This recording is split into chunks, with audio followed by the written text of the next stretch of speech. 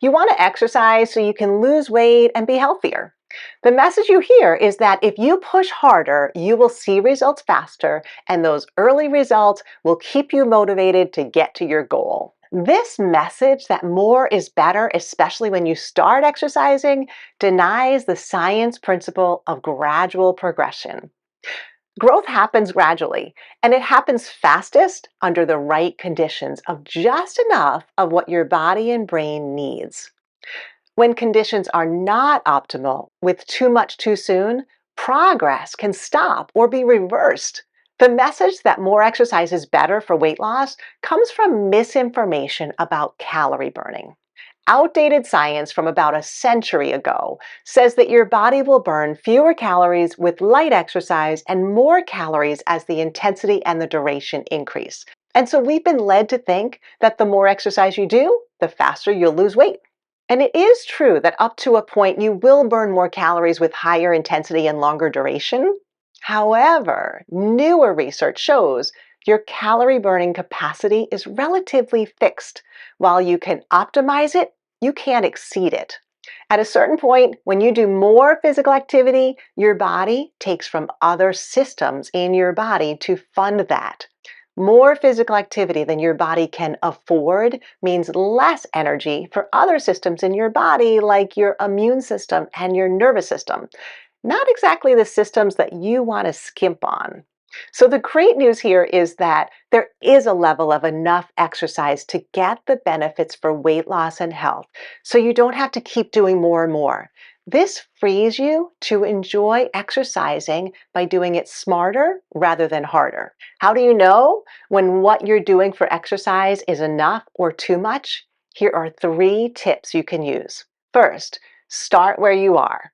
Do an honest and realistic assessment about your current level of physical activity and exercise lately. A 1 hour class or a video, even if it's yoga or low impact aerobics or a beginner strength class, is likely going to be too much too soon.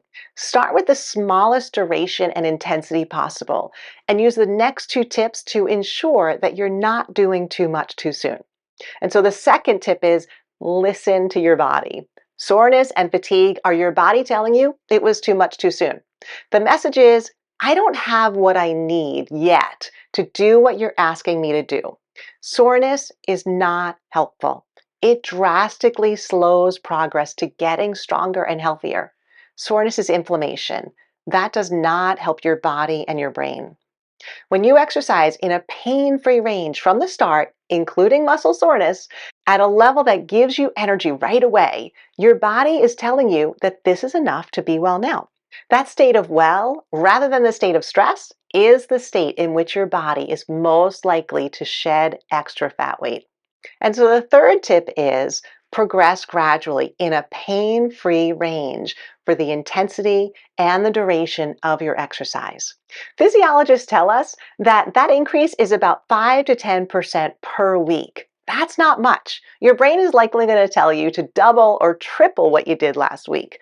But 10% is what evidence shows the human body can adapt to in a week. So follow the 10% rule and listen to your body to fine tune that to find what's right for you. And your body will thank you with more energy, less pain, and a better mental state to make the other changes that you need for a healthy, sustainable weight. These tips make sense. They're logical.